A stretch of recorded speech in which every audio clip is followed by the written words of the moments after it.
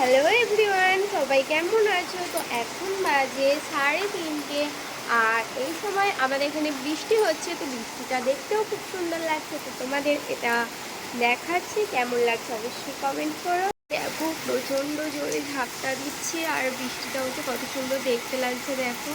আর আমার তো বৃষ্টি দেখতে খুব ভালো লাগে, বর্ষাতে আমার খুব ভালো লাগে, কিন্তু বেশি হলেও ভালো লাগে না।